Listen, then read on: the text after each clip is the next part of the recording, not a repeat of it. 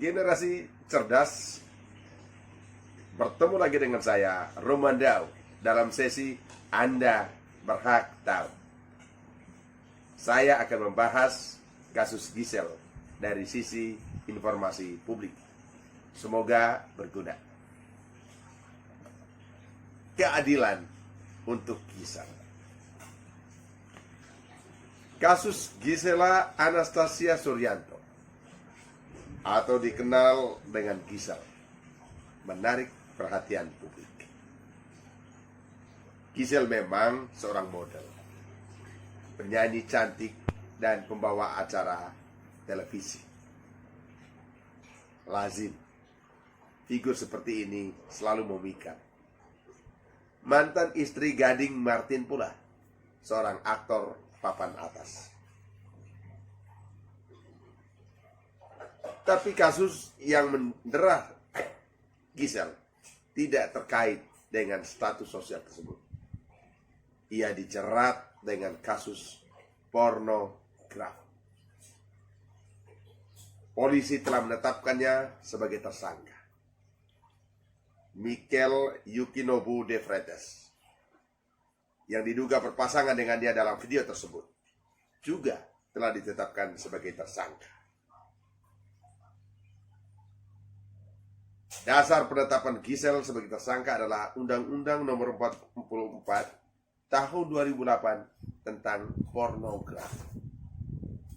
Pasal 4 ayat 1 Undang-Undang Pornografi menyebutkan setiap orang dilarang memproduksi, membuat, memperbanyak, menggandakan, menyebarluaskan, menyiarkan, mengimpor, mengekspor, menawarkan, memperjualbelikan, menyewakan, atau memuat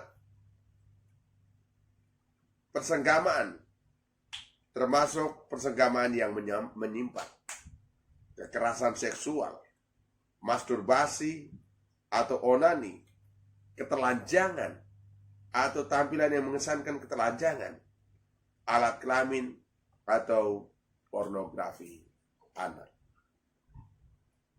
Dari rumusan tersebut, pasal ini memang teramat luas, sehingga mudah disalahpahami, mudah salah diterapkan. Kasus serupa pernah menjerat Ariel Noah yang sempat heboh beberapa tahun lalu. Saya ingin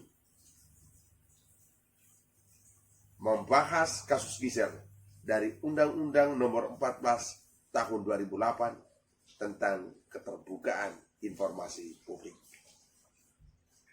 Undang-undang ini memberi ruang yang begitu besar untuk menjamin hak masyarakat mendapatkan informasi. Terkait hal tersebut, badan publik memiliki kewajiban untuk membuka informasi.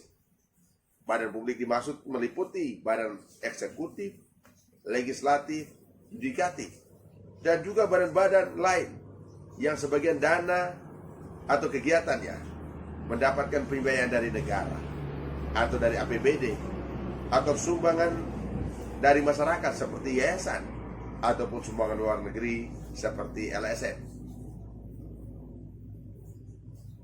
Berbagai informasi di badan publik tersebut harus dibuka, termasuk administrasi, program, realisasi program, dan semuanya ini dalam rangka untuk meningkatkan akuntabilitas badan-badan publik.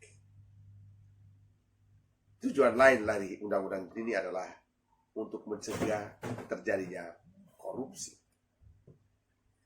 Banyak yang meragukan bahwa Undang-Undang Keterbukaan Informasi Publik atau Undang-Undang KIP berpotensi membuat negara telanjang.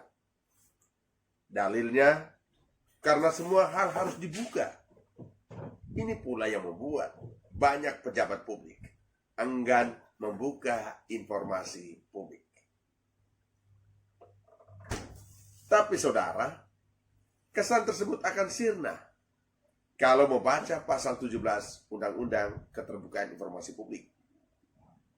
Huruf H pasal tersebut menyebutkan bahwa badan publik berhak menolak memberikan informasi yang berpotensi mengungkap rahasia pribadi, meliputi riwayat dan kondisi keluarga, kondisi dan perawatan kesehatan fisik dan psikis, kondisi keuangan, dan sebagainya. Nah, itu saja dirahasiakan, apalagi soal yang bersifat sangat pribadi yang seperti dialami oleh Giselle. Jelas kiranya bahwa data-data pribadi wajib dilindungi.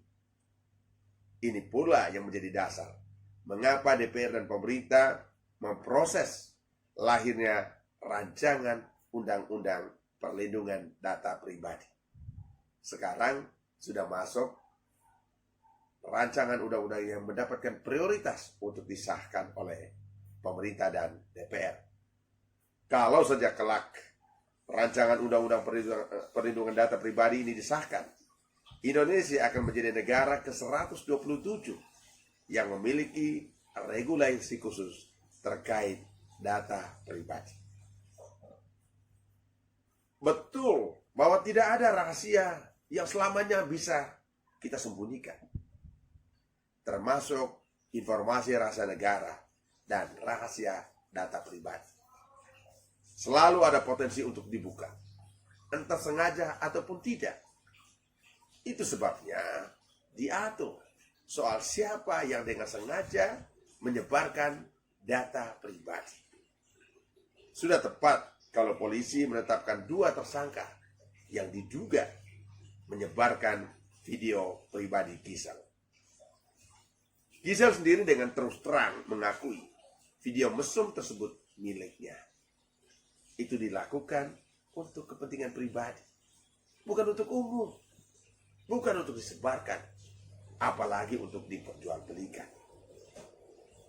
Jika pengakuan tersebut benar adanya, sungguh saudara, tidak ada alasan bagi polisi menetapkan Giselle sebagai tersangka, apalagi memenjarakannya. Ibarat pepatah, sudah jatuh tertimpa tangga pula. Justru Giselle harus dilindungi karena menjadi korban. Tidak adil jika sudah jadi korban dipenjara pula. Negara justru hadir sebagai penjamin keamanan dan kenyamanan warga.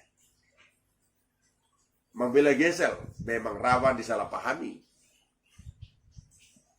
Seakan membela Giselle kita ingin membolehkan hal-hal yang secara moral buruk.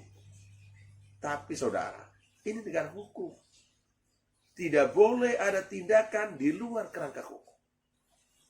Ingat, negara bukan tong sampah untuk menampung semua desakan atau aspirasi publik. Negara memang wajib mendengar publik, tapi tidak boleh didikte, tidak boleh terdesak, tidak boleh terpaksa oleh aspirasi publik. Akhirnya saudara, kita harus selamatkan Giselle. Dan tentu juga Giselle-Giselle lain yang berpotensi menjadi korban oleh undang-undang pornografi. Terima kasih. Semoga apa yang saya sampaikan berguna untuk memenuhi hak Anda untuk tahu.